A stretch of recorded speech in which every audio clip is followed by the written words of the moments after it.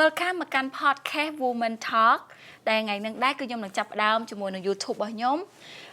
ឈ្មោះលីហួរអ្នកទាំងអស់គ្នាស្វាគមន៍ជាមួយនឹង YouTube Channel របស់ខ្ញុំជួយ Subscribe និង Follow more ហើយថ្ងៃនេះដែរក៏ខ្ញុំមានវត្តមានបងស្រីសុផាន់យ៉ាស៊ុំដែលគាត់នឹងជាអ្នក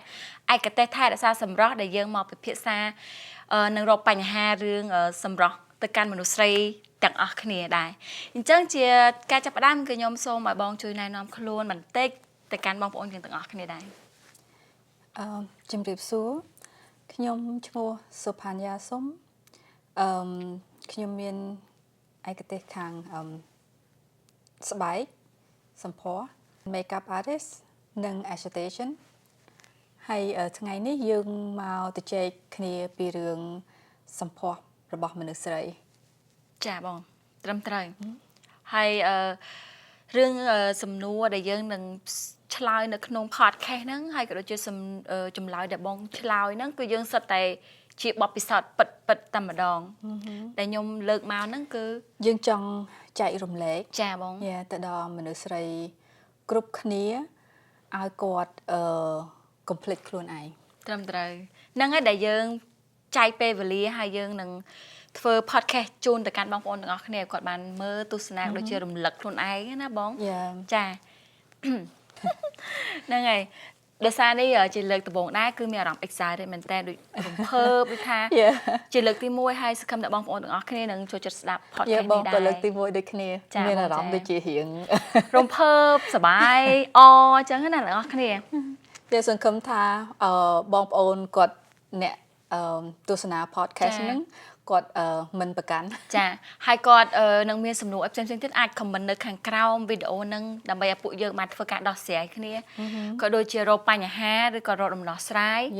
ឲ្យវាកាន់តែប្រសើរជាងនឹងទៀតណាបងពីព្រោះអីគោលបំណងដែលយើងធ្វើ podcast ថ្ងៃនេះយើងចង់មកចែករំលែកអ្វីដែលយើងបានដឹងបានរៀនចាបងចាហ្នឹងហើយដើម្បីឲ្យមនុស្សស្រីយើងទាំងអស់គ្នាគាត់ដូច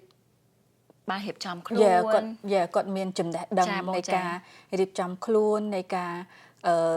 ចំណាយពេលវេលាយ៉ាងម៉េចហើយនឹងគាត់កុំឲ្យគាត់ភ្លេចខ្លួនឯងហើយគាត់ព្យាយាមដូចធ្វើឲ្យជីវិតគាត់ balance ចាបងចាកុំឲ្យដូចថាគាត់ធ្វើការគាត់គិតតែរឿងធ្វើការហើយគាត់ភ្លេចខ្លួនឯងចាក្លែកចង្កញ្ចក់មើលទៅស្រាប់តែចង់ remind គាត់កុំឲ្យគាត់ភ្លេចខ្លួនឯងត្រឹមត្រូវបងហ្នឹងហើយដែលជាកត្តាដែលធ្វើឲ្យយើងត្រូវតែមើលថែខ្លួនឯងព្រោះរឿងទាំងអស់ហ្នឹងនៅក្នុងសាលាក៏ដូចជាគ្រួសារគាត់អត់បានបង្រៀនយើងទេ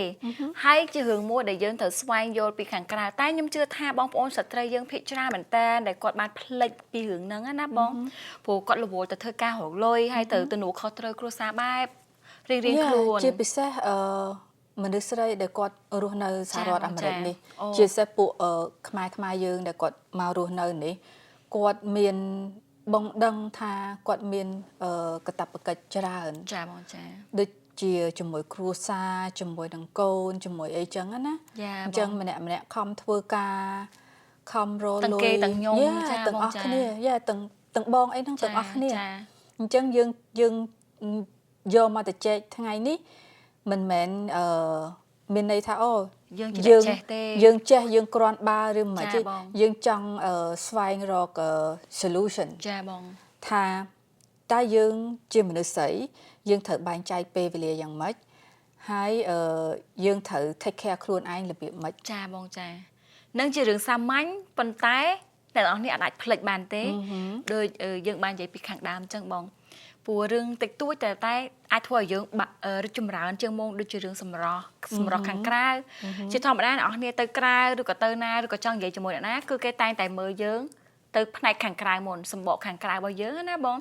តាំងពីសក់រហូតដល់ចុងជើងអានឹងជារឿងពិតដែលយើងត្រូវតែទទួលស្គាល់សូម្បីតែយើងចូលទៅក្នុងកម្មវិធីអីមួយបើសិនជាយើងអត់